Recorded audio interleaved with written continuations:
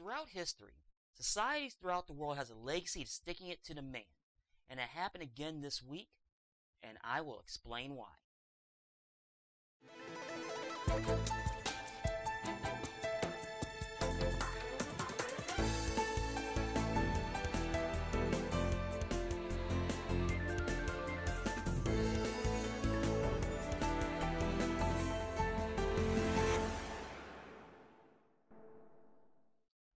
As I open this week's show, I will say that I made it a point not to do election blowout coverage. I refuse to be a part of that. I decided to sit back, go to work, and watch everyone else. When I arrived home at 2 a.m., I decided to turn on the television. When I saw CNN was talking about how Metro Detroit, of all places, was going to save the election for Clinton, I knew it was over right there. Donald Trump is president-elect. There is no doubt about it fact. Do I like it? No. And for the record, I voted for Gary Johnson again, and I am proud that I did. For me and other Americans, there was no way that I could vote for Clinton or Trump. None. Nada. Zilch. Sorry, fanboys and girls, but my morals come first on a major decision, and it became a 50-50 proposition between him and Stein. Now, what makes me angry is how people are reacting to this. The way to understand that is why people vote for Trump. When I started to look at the breakout of how people voted, I noticed two things. The first thing was income levels. Now, before anyone says that only stupid people voted for Trump, chew on this for a moment. The majority of people in this country across the board does not have a college degree. Look it up because that is fact. To think otherwise make you sound like an elitist. He won that segment. Why? Because people felt like he was talking directly to them. Bottom line. The second thing that I noticed was the income level. I know what I am using is exit polling, but if this is accurate, he basically scooped at least 20% of the voters that makes less than $50,000 from Clinton. That alone is huge. Now on the sticking it to the man part, I'll be the first person to admit that I thought he was going to lose by 200 electoral votes. However, I knew there was one big X factor in this election, and that was human psychology. I said 4 years ago, handing Clinton the nomination would be a problem, and it was. All the things that happened, the population at large was not going to go along with it, especially when the large-scale shaming and talking down to people that Team Blue started to do, label people as racist when they were not, was going to backfire big time. The DNC ran a piss-poor campaign, and rational people saw straight through your BS, and you paid for it. Now, what Trump does in office and what he can get done remains to be seen at this time. However, I want to talk about what's been going on since then. Now, I'm going to start what President Obama said on Wednesday. Yesterday, before votes were tallied, I shot a video that some of you may have seen in which I said to the American people, regardless of which side you were on in the election, regardless of whether your candidate won or lost, the sun would come up in the morning. And that is one bit of prognosticating that actually came true. The sun is up. And I know everybody had a long night. I did as well. I had a chance to talk to President-elect Trump last night, about 3:30 in the morning, I think it was, to congratulate him on winning the election. And I had a chance to invite him to come to the White House tomorrow to talk about making sure that there is a successful transition between our presidencies. Now, everybody is sad when their side loses an election. But the day after, we have to remember that we're actually all on one team. This is an intramural scrimmage. We're not Democrats first. We're not Republicans first. We are Americans first. We're patriots first. We all want what's best for this country. That's what I heard in Mr. Trump's remarks last night. That's what I heard when I spoke to him directly, and I was heartened by that. That's what the country needs. A sense of unity, a sense of inclusion, a respect for our institutions, our way of life, rule of law, and a respect for each other. I hope that he maintains that spirit throughout this transition, and I certainly hope that's how his presidency has a chance to begin. So this was a long and hard-fought campaign. A lot of our fellow Americans are exultant today. A lot of Americans are less so. But that's the nature of campaigns. That's the nature of democracy. It is hard and sometimes contentious and noisy.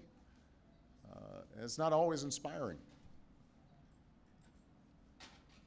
But to the young people who got into politics for the first time and may be disappointed by the results, I just want you to know you have to stay encouraged.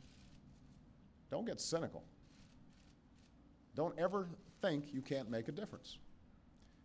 As Secretary Clinton said this morning, fighting for what is right is worth it. Sometimes you lose an argument. Sometimes you lose an election. You know, the path that this country has taken has never been a straight line. We zig and zag, and sometimes we move in ways that some people think is forward and others think is moving back. And that's okay. I've lost elections before. Joe hasn't, but you know. So I've been sort of sharing. Remember, you beat me badly. That's the way politics works sometimes. We try really hard to persuade people that we're right. And then people vote. And then if we lose, we learn from our mistakes, we do some reflection, we lick our wounds, we brush ourselves off, we get back in the arena. We go at it. We try even harder the next time. The point, though, is that we all go forward with a presumption of good faith in our fellow citizens. The president is right. We need these things. We are all Americans first, and that is why I'm not happy right now. I am not the first person to say this, and I will not be the last, but I have been watching it happening around the country since the election, and my question for you, Team Blue, is this. How is this tolerance by what you're doing? I am all for peaceful protest. That is what this country do. But this? I am going to start from a video from Reuters from the protests in Los Angeles and Portland. And in this news clip via a cell phone, you can see what is happening.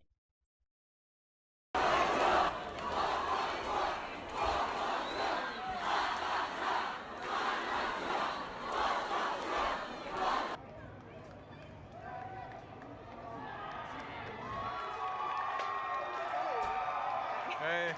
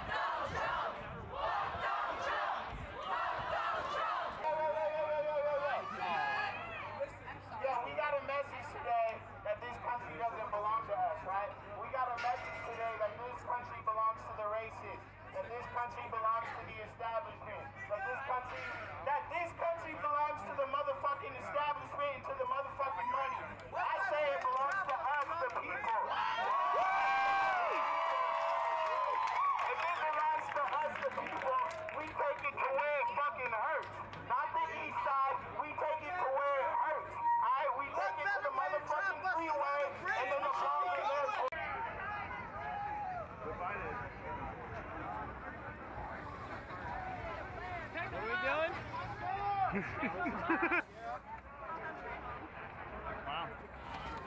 No one's getting to work.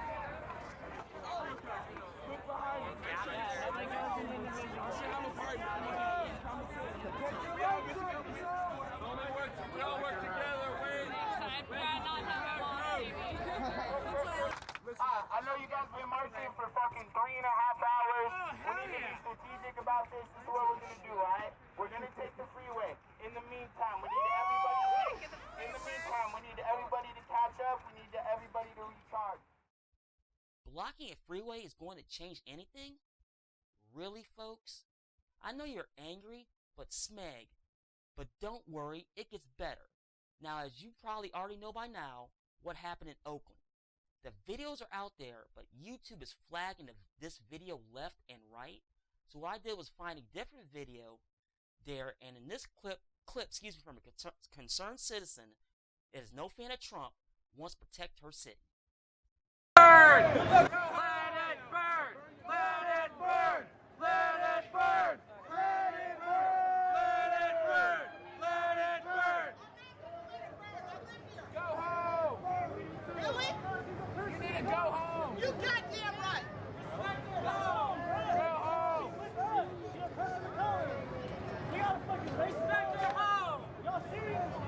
Donald Trump is our president, y'all! That's the fucking problem! Fuck Donald Trump!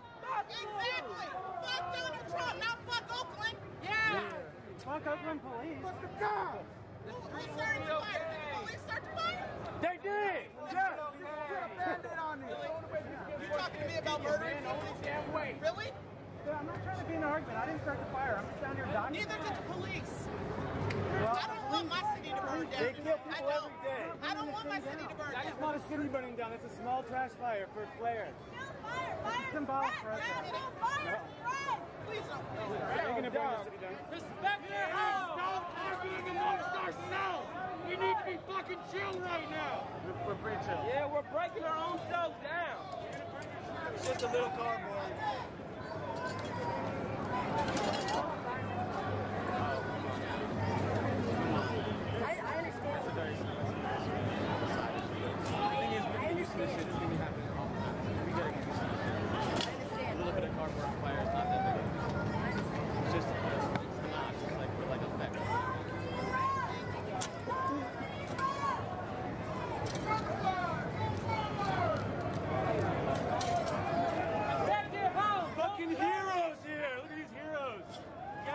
For a fire department job. Oh, you got jokes? Oh yeah, all day. Someone else is seeing the protest.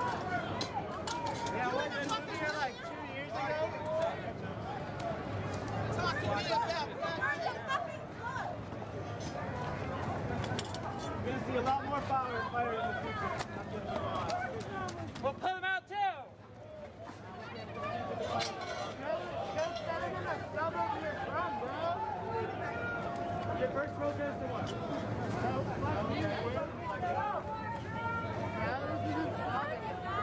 This is my first one. Violence solves nothing.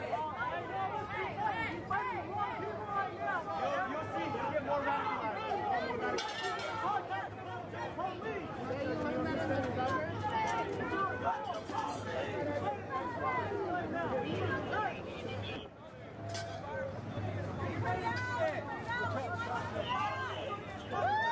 You were bullied in middle school and high school. You didn't have friends. You didn't fit in. You were scared, so you got a fucking suit to protect you. And a fucking gun so you can defend yourself.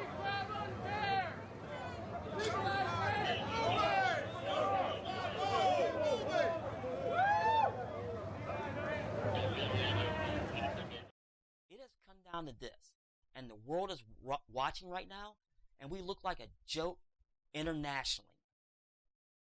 Now these are the same people that actually actually thought this through. Excuse me. I put a post on my Facebook page asking people their thoughts on Mr. Trump. The lone response I got was from a really good friend of mine that I've known for well over 20 years, and it has been the only rational response I've seen so far as to why he does not like him. It's a long video. The quality is not the best, but here's what he said. Hey world and America, Brandon McLeish here, and I kind of want to give my thoughts on the election that just happened.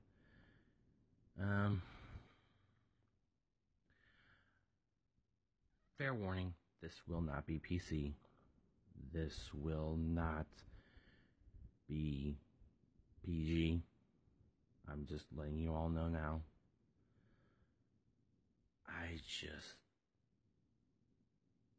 I don't know what to think. I mean, what the fuck just happened? We just elected a corrupt businessman as our president. A racist bigot who is going to practically screw over everyone that doesn't have what it takes to make it in this world. And I kind of feel sorry for the American people right now. I mean, what am I supposed to tell my friends and family who are minorities? What am I supposed to tell anyone I care about who are I'm sorry. Come on. No doge.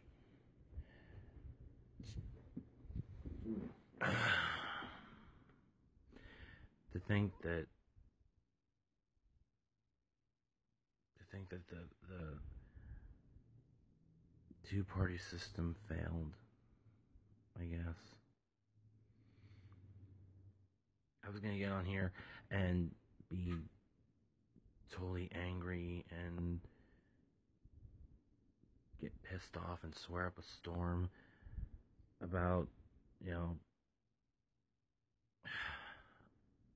how we're screwed, and I was gonna quote Spire Jerusalem and Transmetropolitan saying, you voted for this, you voted out. But now it's just,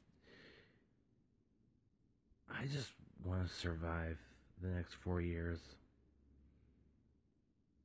I just want myself, my family, my friends to have a decent life.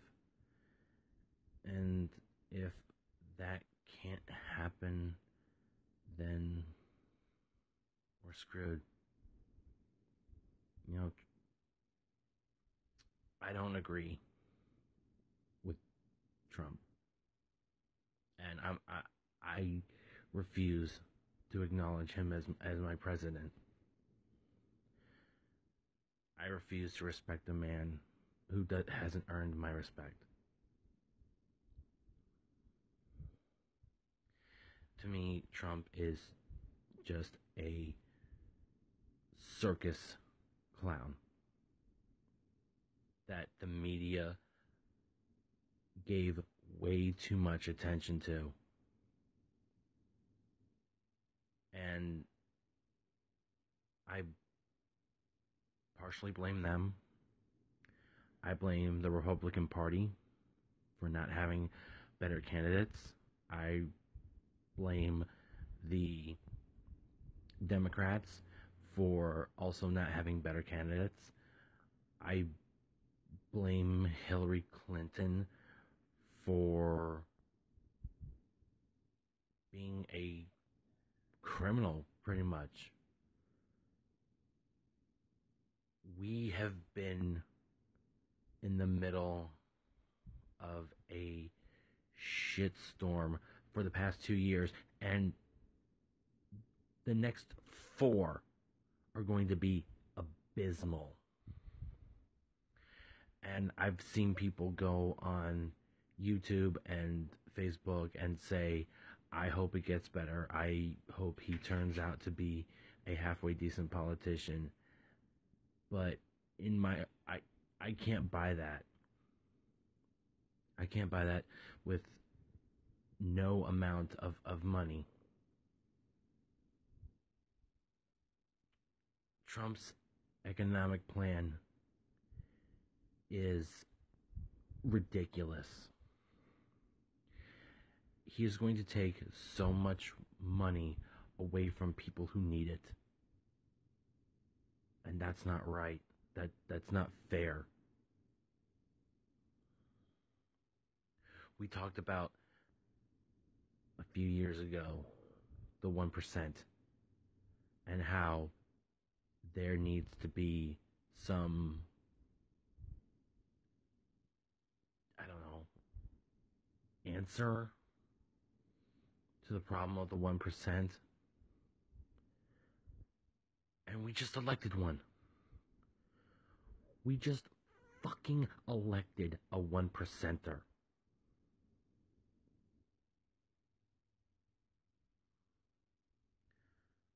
I don't know what to say. I don't know what to do.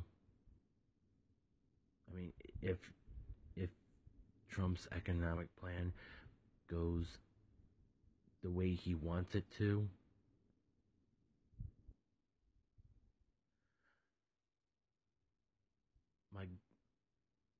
the love of my life is not going to have the money to go finish school. I'm not going to have the money to go back. But I know what you're saying. There's student loans, and I can't afford student loans. People who make minimum wage, like me, who don't rely on the government, just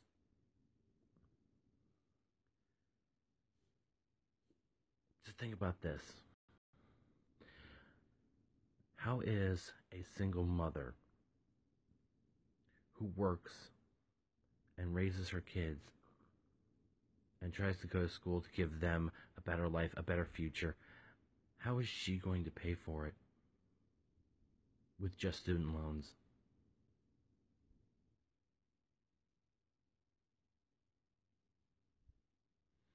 If you can answer that, you're a better person than I am. Because quite frankly, I don't know. Yeah, I feel sorry for everyone I have to explain to that everything's gonna be alright. I feel like I'm gonna be lying to them. You know, I have friends who are minorities. I have family who are homosexual. How am I going to look them in the face and tell them that the next 4 years are going to be okay? I'm so angry and hurt right now. I want desperately to give Trump the benefit of the doubt, but it's just not going to happen. When I initially found out that he was elected, I cried. I literally cried.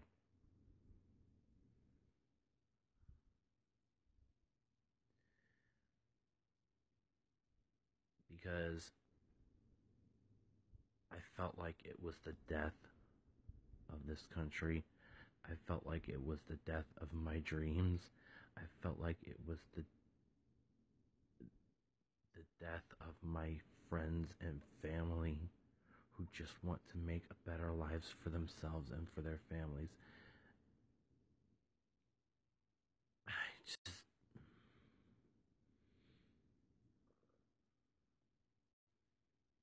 What am I supposed to say? What am I supposed to say to them? That it's going to be okay? I don't think it is. I really don't.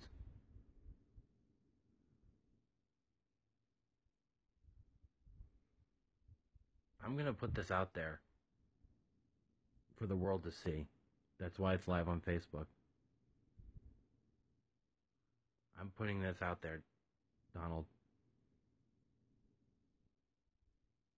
I'm challenging you to do the right thing.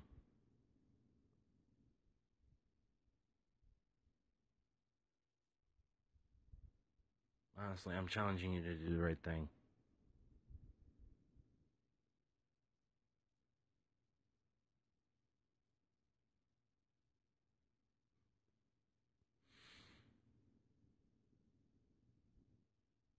Because if you honestly want to earn my respect, then do the right thing. Because all of your talk, all of your pomp and circumstance, all of your gloating, all of your words won't mean a damn thing if in the next 4 years things don't get better. You want to make America great again? Make America. Let me ask you a question. When was America not great? Seriously, we have more freedom in this country than any place on the planet. We have more freedom in the state of Rhode Island than 20% of the countries on the other countries on the planet. So how can you say with a straight face that we have to make America great again?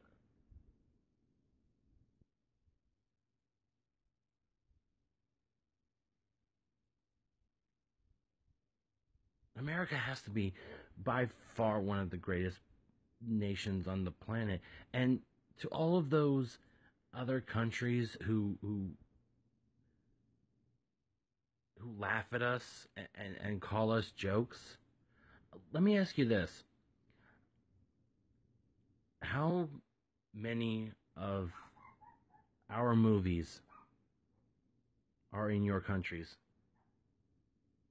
How many of our artists, musicians have toured in your countries?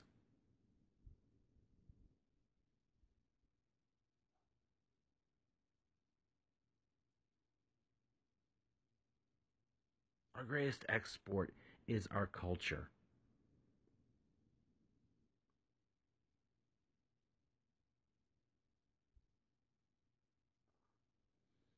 And yet the rest of the world laughs at us.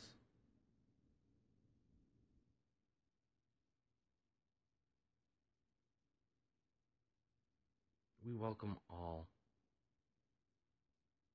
regardless of creed, nationality, race, religion. Everyone can come here and have a better life.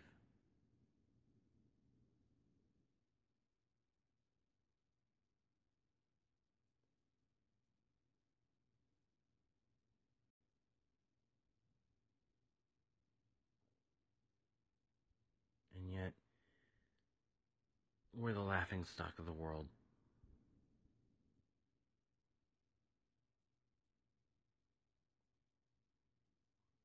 Because we just elected a circus clown to be our president.